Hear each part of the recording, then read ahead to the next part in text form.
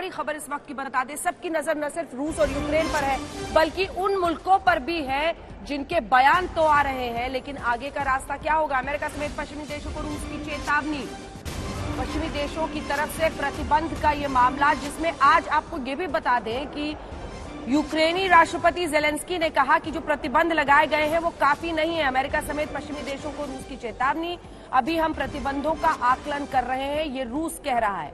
पश्चिमी देशों के प्रतिबंधों का हम करारा जवाब देंगे। जो उनके बैंक्स हैं, उनके तमाम आर्थिक एसेट्स हैं, उन सबको कई देशों ने फ्रीज कर दिया है। लेकिन इस बीच यूक्रेन ने रूस से की बातचीत की पेशकश। बड़ी खबर इस वक्त की आप देख रहे हैं, यूक्रेन ने रूस से बातचीत की पेशकश की है।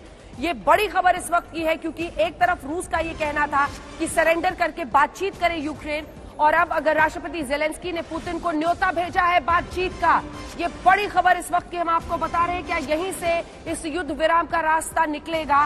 क्या सरेंडर कर कम से कम बातचीत के लिए रास्ता खुलेगा?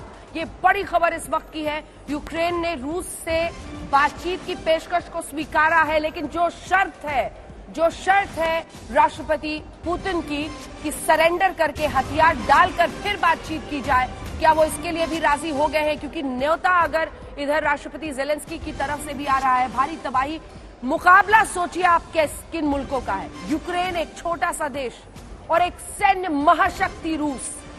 किसी अन्य जो बड़े मुल्क हैं उनके लिए भी ये मुकाबला मुश्किल होता, और यूक्रेन के जैसे देश के लिए कितनी बड़ी परेशानी होगी आप समझ सकते हैं।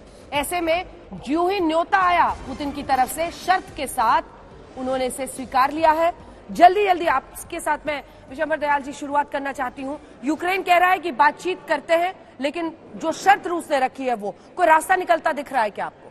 देखिए, रास्ता सिर्फ एक ही था, और लड़ाई शुरू होने से पहले भी ये संभव हो सकता था कि यूक्रेन जो है अनकंडीशनली एक्सेप्ट करे कि नाटो में बिल्कुल ज्वाइन नहीं करेगा। हाँ। और जो एंटी रशियन फोर्सेस है उनको डिसआर्म करेगा।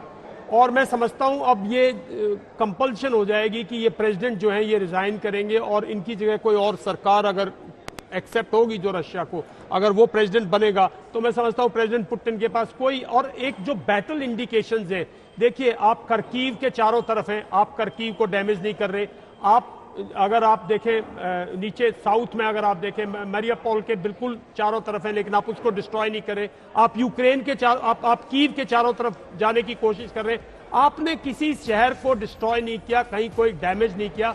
तो जो मैसेजिंग है प्रेसिडेंट पुतिन की या रशिया की, वो बहुत क्लियर है कि हम सिर्फ तख्ता बदलना चाहते हैं, आपको डिसआर्म करना चाहते हैं, अपने फेवर की गवर्नमेंट वहां चाहते हैं। और अगर ये कंडीशन, और मैं समझता हूं जेलेंस्की के पास और कोई रास्ता नहीं है अपने देश को बचाने के लिए, अपने लोगों को बचाने के लिए, क्योंकि कहीं ना कहीं इस पूरे उस खेल में इनकी सबसे बड़ी जिम्मेवारी है अगर कल यूक्रेन तबाह होता है। क्या ये बड़ा टर्निंग पॉइंट राजीव जी साबित होगा? क्या ये बड़ा टर्निंग पॉइंट साबित हो सकता है?